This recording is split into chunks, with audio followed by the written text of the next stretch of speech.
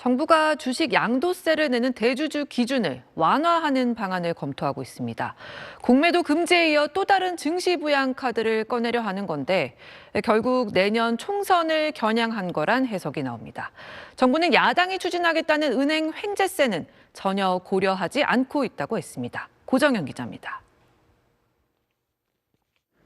현재 주식 양도세를 내는 대주주 기준은 종목당 10억 원 이상 보유입니다. 주식 거래하면 최대 0.25% 거래세를 내지만 대주주는 차익의 최소 20% 이상 양도세를 추가로 냈습니다. 이를 내지 않기 위해 매년 연말 대주주로 확정되는 증시 폐장 직전일 하루 전까지 보유 주식 줄이기 위한 매도 물량이 쏟아졌는데 실제로 지난해 말 하루 만에 1조 1,300억 원이 넘는 개인 순매도가 나오기도 했습니다. 주식 양도세 신고 인원은 지난해 기준 전체 투자자의 0.05% 수준. 하지만 연말 몰리는 매도량이 워낙 많아 그때마다 증시가 출렁였습니다. 정부가 이런 과도한 매도세를 막기 위해 대주주 기준을 현행 한 종목 보유 주식 10억 원 이상에서 최대 50억 원 이상으로 완화하는 방안을 검토하고 있습니다.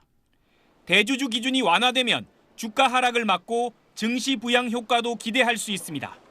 공매도 한시 금지처럼 1,400만 개인 투자자들 표심 잡기 전략이란 분석이 나오는 이유입니다. 상당히 그 세수가 부족한 상황에서 다시 또 세수가 부족한 길로 가는 것은 그렇게 결코 좋은 정책이 아니라고 보이고, 그리고 주식 양도차익세 완화라고 하는 것은 주로 이제 부자 감세. 이런 가운데 정부는 고금리로 막대한 이익을 거둔 은행권에 추가 세금을 거두는 이른바 횡재세 도입에 대해선 일단 선을 그었습니다.